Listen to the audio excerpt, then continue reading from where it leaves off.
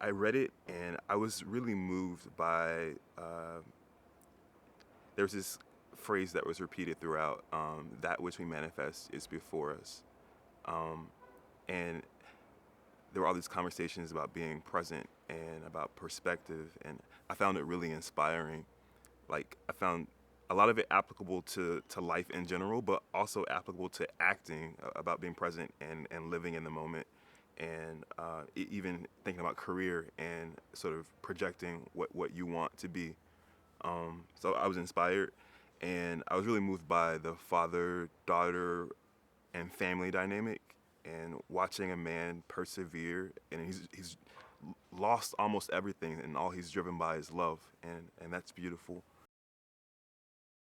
Mark Finn is Denny's attorney, so he's sort of helping him navigate the process of maintaining full custody of his daughter and the criminal charges and the suit that the twins have launched against him.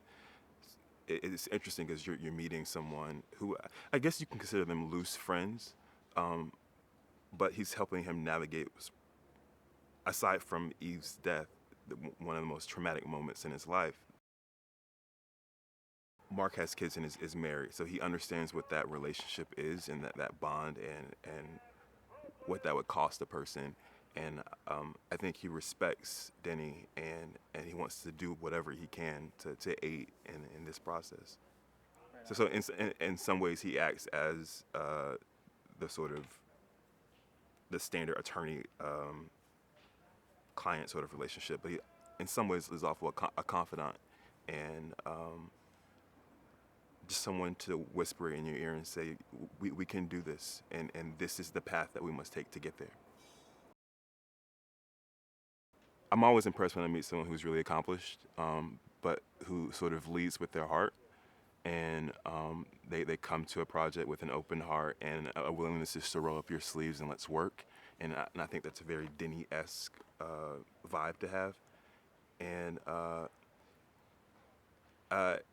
as Denny lives in the novel and the screenplay, like to me, he feels like a man's man, and like the kind of guy who could be gruff and changing your oil, but who could also lovingly hold his daughter and pour out his heart in a way. And I feel like Milo embodies all of that. I'm always attracted to filmmakers who are sort of really interested in unpacking what it means to be human, and if you can watch a film and you feel invested in the people that you're watching and they feel like real people, because like sometimes they don't, um, and that you're moved by it, like that at the end of the day, I want to be moved to something, like moved to laughter, moved to tears, moved to be angry, to be enraged by something, but like moved in some kind of way. And both of those films, I felt really moved and excited by the visual element as well as the sort of human heart that was beating in the center of it. So, and I'm always impressed with film directors that also work in the theater, because theater is something that's near and dear to my heart, and Simon does both of those. So, in my book, he's all aces. There's something very pure about the love you get from a dog, um, and that's a really comforting thing to come home to at the end of the day. Someone that like has your back no matter what, and that's excited to see you. And I feel like in some ways, in a similar way that kids might, that reminds you of like the pure pleasures in life and not to make things so complicated sometimes.